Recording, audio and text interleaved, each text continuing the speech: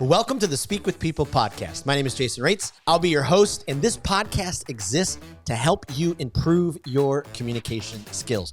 Whether you communicate one-on-one, to a team, from a stage, or from behind a screen, we know that when we improve our communication skills as leaders, it exponentially changes everything. It improves our relationships, it improves our leadership skills, and it improves our business skills. So let's get ready to dive into this next episode.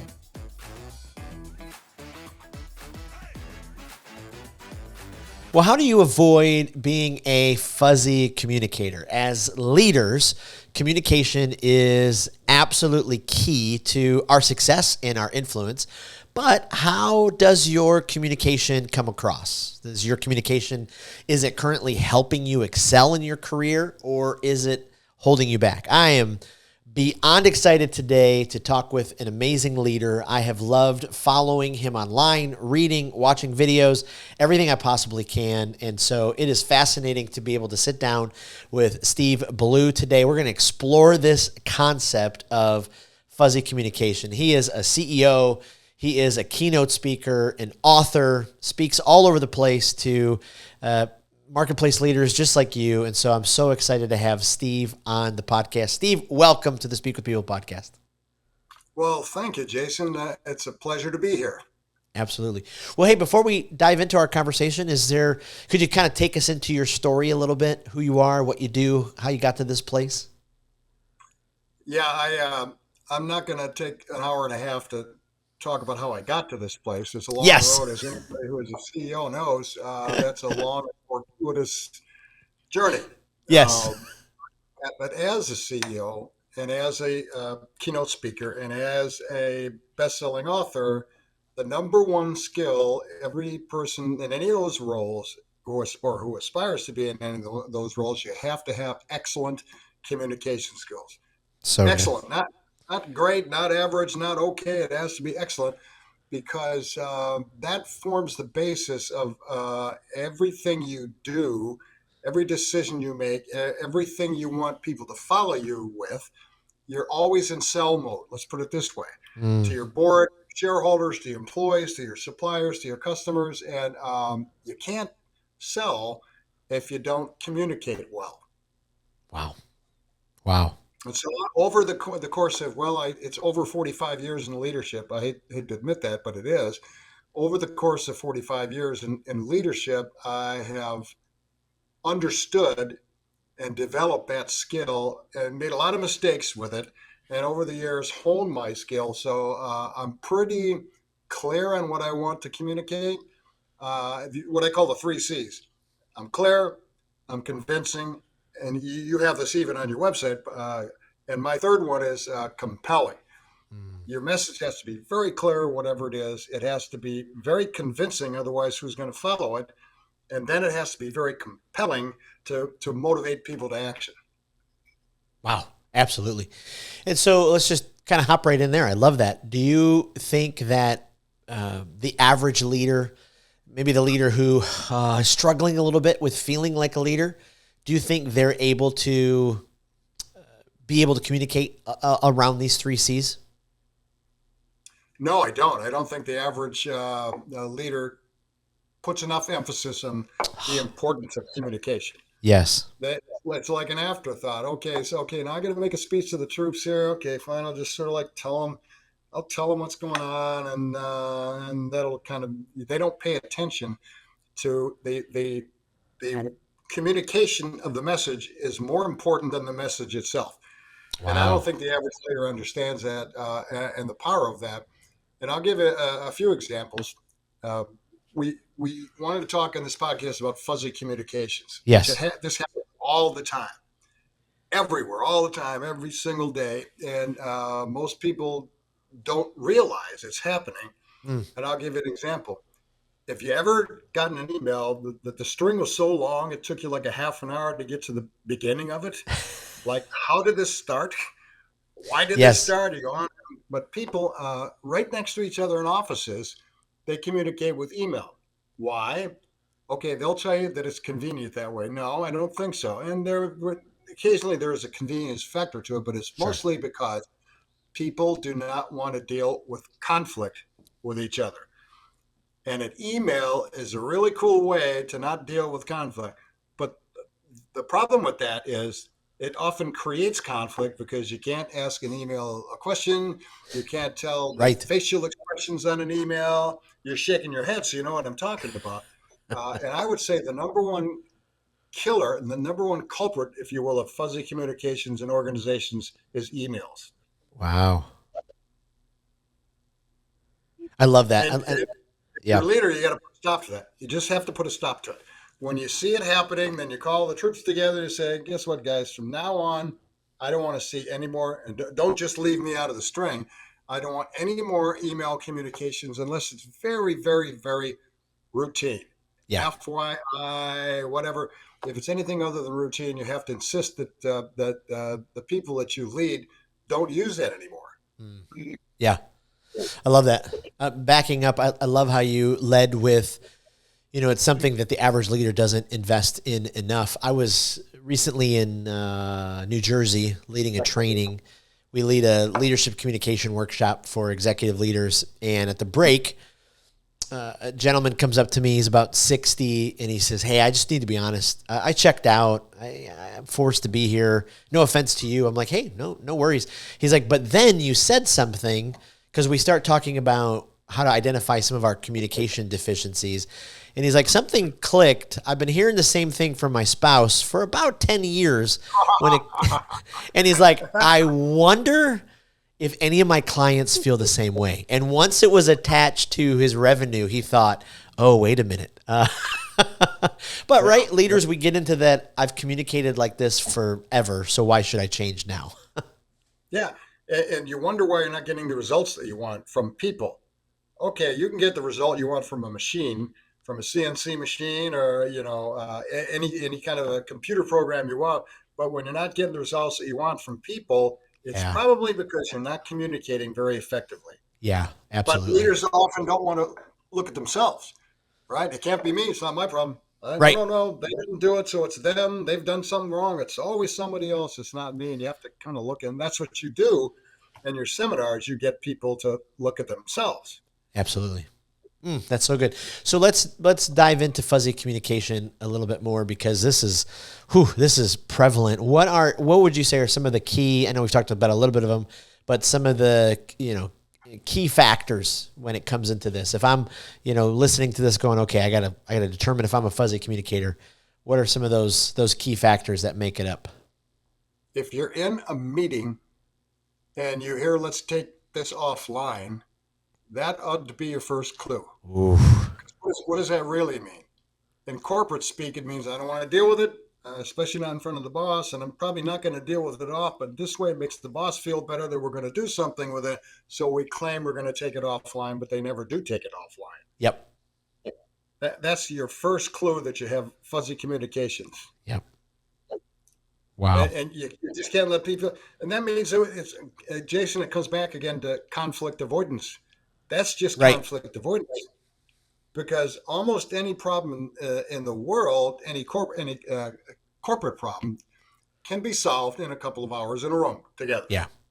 Anything involves people. Okay, now if you're talking about developing a new software program, I don't mean anything like that. Sure. But if there's a problem between organizations, between people, that's something that's easily solved if you get people talking to each other. And the only way to get them talking to each other, if you're the leader, is to remove the risk of them talking to each other. What do I mean by that? Nobody wants to look bad in front of the boss, Right. right? And nobody wants to look like they weren't doing something. So you have to give people permission to be vulnerable, if you will. And you have to make sure people understand this is a no fault situation. The fault will become if you don't deal with it. Right. I'll give you a perfect example. I did a custom keynote speech for a major medical device manufacturer a couple of years ago. And they were celebrating their quality week, and they wanted somebody to talk to them about what happens to really big companies that lose their quality focus. Okay, now I could have taken it was Four Sigma, not Five Sigma. I could have taken a technical approach to that, but it's not a technical problem. if an organization loses focus on anything, whether it's quality, whether it's sales, whether it's whatever it is, it's not a technical issue. It's a people issue. Yep. And so as I developed this speech, I found examples that everyone would know about that they could relate to. As an example, the Challenger disaster was one of these. I Oof. did a deep dive into the Challenger disaster. And as most people know, that was caused by about a $150 part. 150, maybe it was 500, I don't know, but you get the point. It was Yep. just a little plastic O-ring. But that wasn't the failure. The failure was nobody was talking. They were emailing back and forth, and the engineers were telling the higher ups about a potential problem. But as the message, and this is a key point, as messages come up in an organization, they get massaged. Let me take that example a little further. The engineers at the Challenger at NASA said this part will fail under these conditions. That's where it started. By the time it got to the top, to the decision makers, it was, well, it might. We're sort of concerned about it. You know what I'm talking about. And so then as the leaders go, I don't ever want that to happen at all.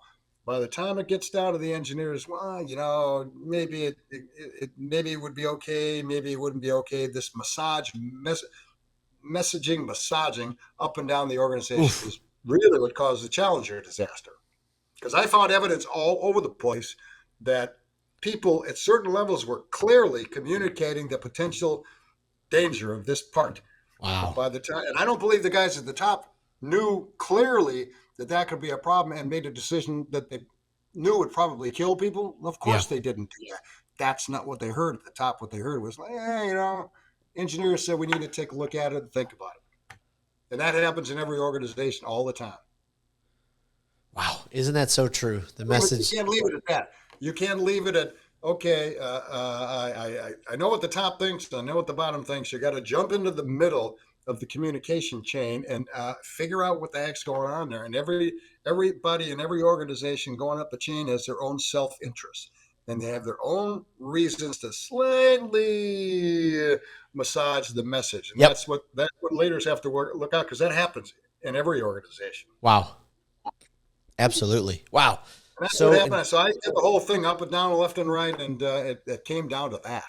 oof, my goodness. I mean, it's mind boggling as you read the research about how much businesses lose a year because of ineffective communication. And it's Sure. funny, even if there's a team of 20 and one person is a toxic communicator or a fuzzy communicator, and it's, people want to avoid that person, productivity just grinds to a halt.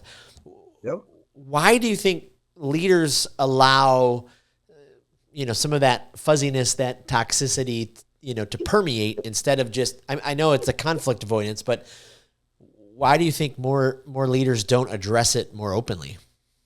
Well, it honestly is mostly conflict avoidance. Yeah. Now, if you get a leader who delivers a performance appraisal, okay, and let's say the person is a C minus performer, which you shouldn't have to begin with, right? Right. Let's assume he's a C minus performer. The leader's not going to clearly articulate, no matter how well intentioned, that he's a C minus performer. He's going to muddle it to like, okay, well, you're sort of a B minus. You could be a little bit better. I'm exaggerating a little bit, but Right. not much. And then what happens, Jason, is everybody else starts uh, lowering themselves to the lowest common denominator. So if you got one toxic employee who's not doing very well, you give everybody else permission to do the same thing. He didn't do anything to him. Why can't I do it? And then it Yep. spreads. This toxicity spreads. Yes, you will always have some people who are completely dedicated to the mission. They've got good work ethic, and they're not going to do that. But all it takes is a couple in an organization, and then it starts spreading like wildfire. That's mostly because leaders aren't. Leaders think this is why people get promoted to the beyond the level of their competence. They start off as technicians, great engineers, and then they get promoted and promoted, and all of a sudden they're really bad leaders, bad engineering leaders, because they don't want the messy stuff is the people stuff, and Wow. they don't want to do that, and they don't really think that they should have to do that. They think their job is, my job is to like give mandates and sort of make grand edicts and all that, but it's not my job to get there and muddle around with people who are messy and Right. maybe are hard to get along with, which like describes most of the planet. Right. It is. Yeah. Wow. So in this world where we had a few years where people, a lot of companies, people are allowed to work at home, and now over the last couple of years, companies are trying to get people back into the office or workspaces. For companies that are still half and half, virtual workers and all that, how do they combat against some of this fuzziness if some of that one-on-one, can't happen as much because they're not right next to each other? Yeah, you lose something no matter how you're communicating when you're not face to face. There's Right. just no getting around that. Okay, we're on like a Zoom like call now, but Zoom isn't always on, and I can't just push a button instantly have you on my Zoom. Excuse me. I can walk down the hall and sort of casually drop by your office, which I do a lot. And it's amazing, as you know, it's amazing. The casual drop-ins usually yield a lot of things that at a so-called meeting won't yield. So I'm not sure there's any way around that. What companies are trying to do is mandate people to come back, Right. and but that's not why they're mandating it, Jason. They're mandating it because they think they're not working out there, Right. or they got a side hustle out there or whatever. Right. And I remember years and years and years and years ago, my mother, God rest her soul, before she passed away, she grew up in the Depression, so she knew how things were done and how things ought to be and all that. Hard work her whole life. I remember one time I said, I'm going to be out of the building for a couple of weeks. She goes, "Oh, how are you going to make sure all those people are working?" This is the Right. mentality, right? And I said, Mom, I said, and this is what I say to CEOs: if you have to ever once wonder if one of your employees is working, you got the wrong employee, Ooh. Right. and you should get the right people.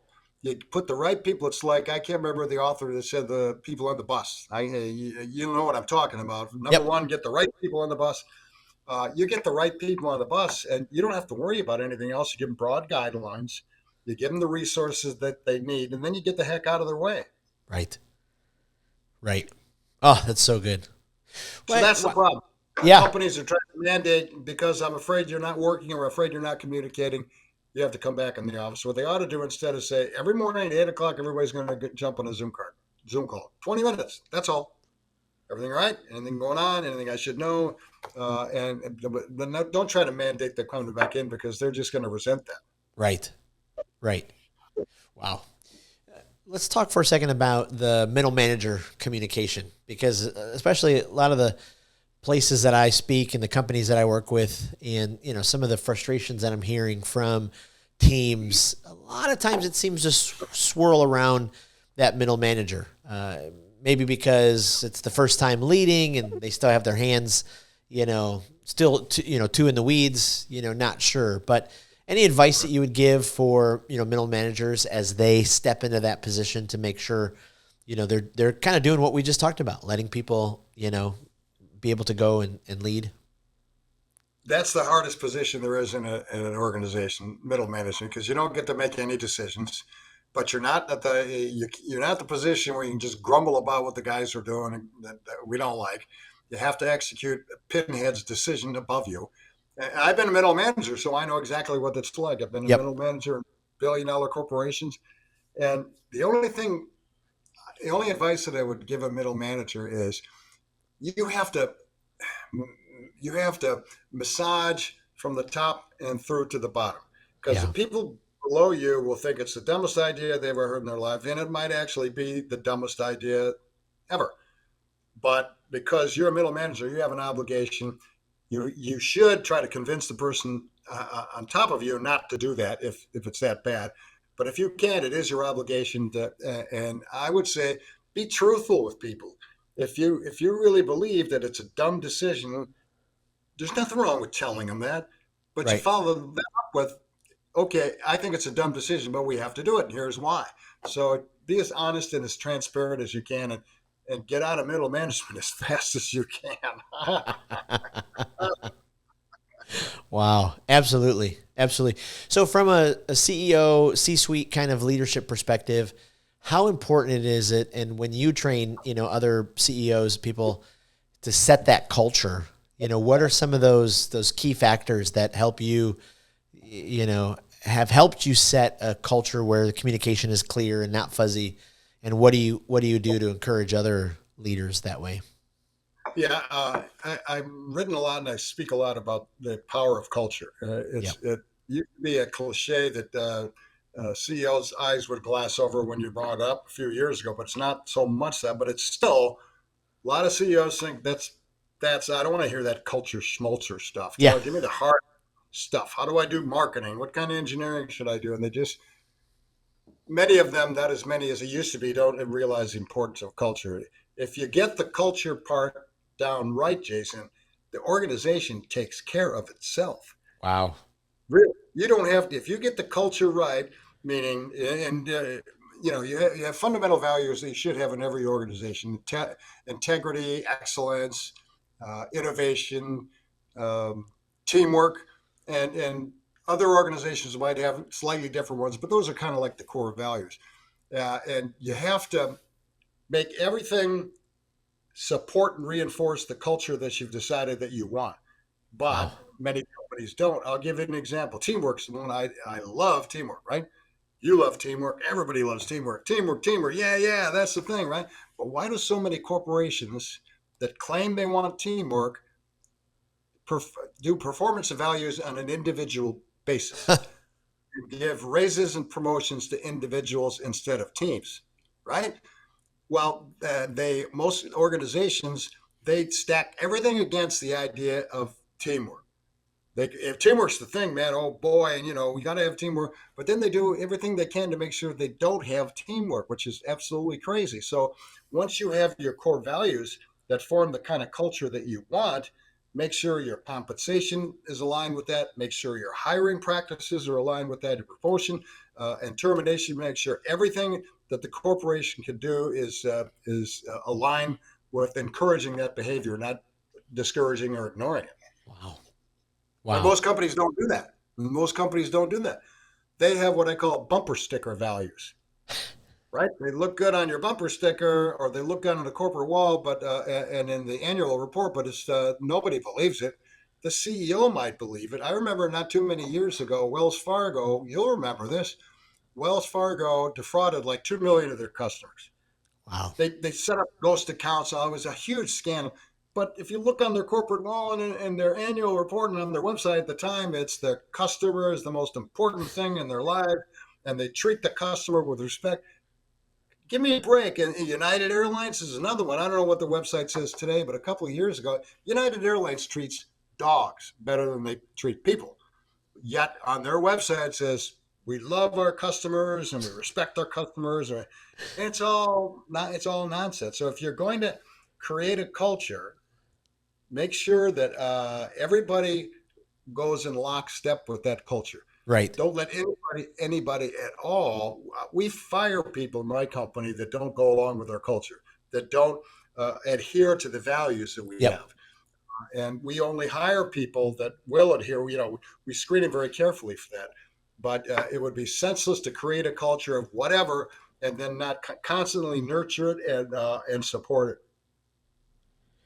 Wow. That is so good. Talk to us a minute about the powerful world of assumptions, because it seems like many leaders get stuck assuming, if email came back a different way or a conversation in the hallway came back, or if, a one-on-one wasn't clear. And so we start, working in the assumptions. Well, I assume they were talking about this. How can we fight against kind of that assumption land? Well, first you have to routinely challenge your own assumptions. Hmm. And you have assumptions today about me. I have assumptions today about you and your audience and so forth. Your audience will look at me and they will assume certain things about me.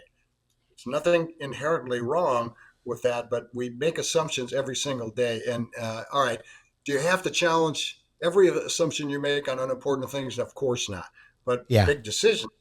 Yeah. big decisions you need to challenge. I'll give you an example of how this weaves into communication. I have a joint venture in Brazil, and my partner down there, the CEO of the joint venture company, speaks okay English, right? And I don't speak very much Portuguese. So, okay, so when we communicate, it's me saying something in English and him saying something to me in English.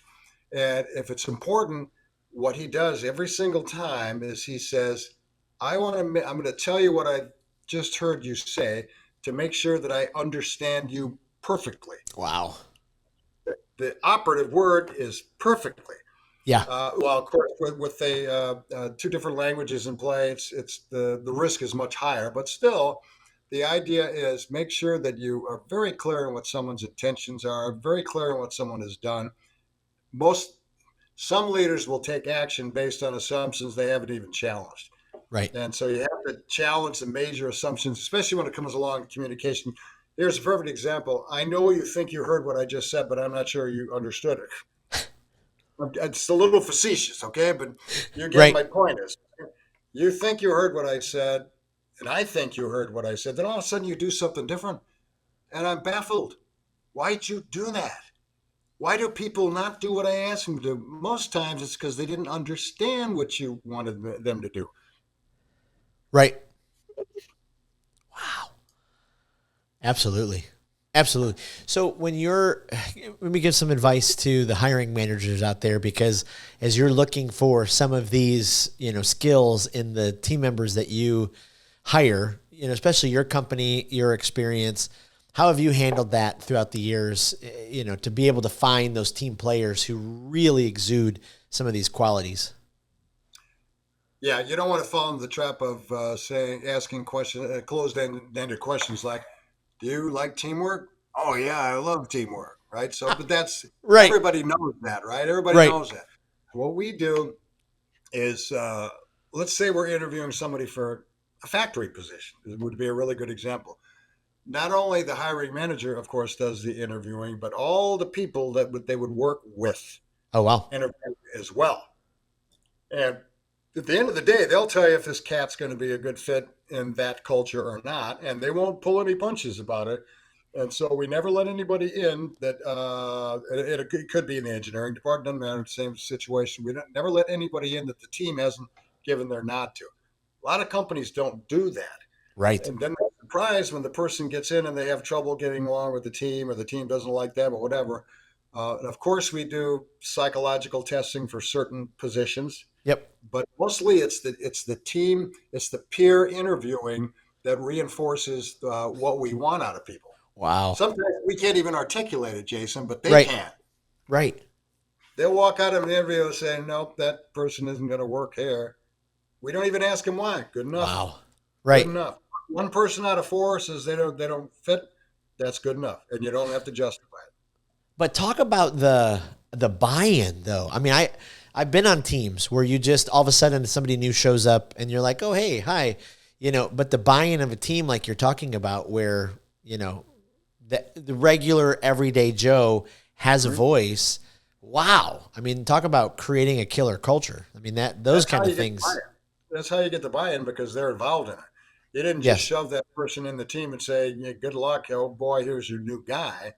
Uh, you know, you know this yourself, Jason. Most people are more productive when they feel they have some power over their work environment. And Yep. that gives them real, not only perceived power, but that gives them real power in their work. And we've never challenged the person once. They say this one doesn't work for us. Fine, let's move on to the next. Wow. Wow. Wow. That is I love that. Talk about empowering. That is fantastic. You won't find that many. Well, I don't think you'll find that many organizations because I'm the boss, so I make Right. the decisions and I decide who gets in here. That's ego based. Right. If you're an ego based leader, you're always going to have limitations in what you can achieve. Wow. Oh, my goodness. What do you think, still on the communication end, but definitely leadership and kind of tapping into your expertise leading companies? If you could go back in time as you kind of began your leadership career, especially, leading, paving the way, what were some of those early mistakes that you thought, oh, I wish I would have had the wisdom, the experience, maybe the gray hair that, has swerved you away from some of those mistakes later in your career? Yeah, After leadership of 45 years, I really don't even remember. I know I made a lot of them. I don't remember the early ones. I remember the Yes, later. yes. My later mistakes tend to be in big kind of strategic bets that didn't work out. Yeah. Fortunately, most of my big strategic bets work out, or I wouldn't have a job. Right. But some of them didn't work out, and I can tell you that the seed of every failure is the seed in the next success. Wow. And the seed in every success, at least in my experience, is a seed of the next failure. I'll give you an example about that. I started a company one time in Mexico. Started from scratch, took big risks. I made huge financial risks and operational risks. And at one point in time, I was sure it was going to fail, but it didn't. It was I won't bore you with the details. It was a huge success. So then I'm thinking, yeah, I'm pretty good at this, starting things in international. I got this. So I started a business in Cuba. I'm thinking, well, they speak Spanish in Cuba, just like they do in Mexico. It's sort of like below the south of the border. It can't be that much different. And I plowed a lot of money into that, walking in cocky from my success in the Mexico adventure. And Cuba was an absolute horrible failure. Oh, And the only reason I walked into that failure is because of the success I had in Mexico. And because I didn't give up after the failure in Cuba, I moved on to the. It's almost one success leads to one failure. One success because every one you have, you learn something by, right. and that's at least been the pattern in my career. I'll tell you one thing. I was very lucky early in my career. This is back in the '70s. I was fortunate enough to go to work for a company called Allen Bradley. They're an industrial control manufacturer. It's actually owned by Rockwell Oh, wow. now. And Allen Bradley was known for their world class leadership development programs. And I was lucky enough to get picked for one of those. And to give an example, Harry Bradley lived on the top floor of their huge factory in Milwaukee, right when he was still alive. He would walk the factory floors during the third shift, not to see if people were working, but to make sure they were being treated well. Huh. And those are the kind of leadership lessons I was fortunate enough early in my Wow. career to get exposed to. And then the other thing is they sent me to a place we called Charm School. It was the leadership something or other in I think North Carolina, and it was an intense week of 5 days. Before you went, you filled out all kinds of psychological, papers and all that stuff, and then your boss would do an assessment of you. The people who work for you do an assessment. All your peers, and this all goes down to what we call charm school. And then you spend 5 days with other peers from other companies and shrinks looking at you all day long and evaluating you. And then at the end of the fifth day, you Wow. get this huge dump. Here's what your boss thinks of you. Here's what your peers back in the office think of you. Here's what the peers here think of you. Here's what the shrinks think of you. It's like you're ready to jump off a cliff before you get this. Wow. But the point is, you'd never get a more introspective look than that. And for years and years and years and years, I've used that as the basis. I have to watch out for this. I have a tendency to be that. Yep. And often I have my subordinates uh, do the same thing. Give me an evaluation of how you think I'm doing. A lot of CEOs go, I don't care what he thinks I'm doing. I'm the Right. boss. And that's a mistake. Wow. Oh my goodness. What a master class here. I love that. Do you Charm do you school was do you horrible. are you surprised or do you what do you, in your experience do you think smaller companies don't invest as much into a growth or learning and development plan for their people? Is it only larger companies? What do you think when it comes to that? I think generally smaller companies probably don't Yeah. because they don't have as much money as the bigger companies do. But Right. but pound for pound, let's assume it's a Fortune 500 companies and their operating income is 12%. Let's assume that. Okay, some are higher, some are lower. Yeah. You're and so that's a big chunk of money. And you're a smaller company and you also make 12%, but it's a smaller chunk of money. If you're going to invest in leadership development like the big companies do, it hurts them as much as it does you on Hmm. a percentage basis. Right. But instead of plowing all of that money in research and development, all that discretionary money in marketing or whatever you want to put it in, set aside a certain amount every year to develop your leaders. And it's sort of like I give an example. I built a place in my factory called the Creation Station. It's basically a think tank in the middle of a factory, Huh. right? And when I did it, people would go, I can't believe it was a $500,000 investment. And people were going, especially my board, I can't believe you spent that much money back there in a think tank. And for people to sort of think about things and where are you, where's the return on investment? Well, the return on investment, like a leadership development program, is you'll get one big gain out of it, but you'll get a million small gains out of it. And then Wow. after a while, you won't bother keeping track of it. Same thing with leadership development. You don't want to arrive at a place where all of a sudden you got a whole bunch of horrible leaders. They're horrible. They're bad communicators. They're not effective. They're this, they're that, and yet. And then all of a sudden you go, I wonder why that is. Well, look at yourself. Right. It's because as a CEO, you didn't invest in that. And sometimes you have to make hard decisions. Some people are just not made to be leaders.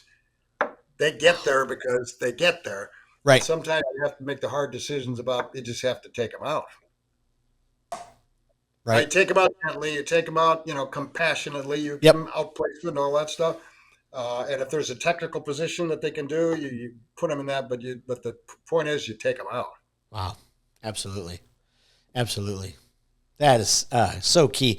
I mean, this has been such an amazing conversation. I probably could go another hour, but I want to turn the corner for a second. We're building this online library for our listeners to go to be inspired with resources and new ideas. So we ask all of our guests, if there's a speaker, is there someone who consistently, when you hear them speak, their messages, their whatever it is that just kind of fill you up, you pass it on to your team? Is there somebody that comes to mind that you recommend? Yeah, Tony Robbins. Yes. I've read everything he's ever written. I've participated in most events that he's ever sponsored. I've done his firewalk 4 times. Oh, wow. It shows you how dumb I am. Like once up, so I did it 3 more times. And I remember buying his first book. I think it was called Unlimited Power back in the 70s. And the thing was expensive then. And he formed the basis early on of kind of who I am today. Not communications, not because that's not the thing he does.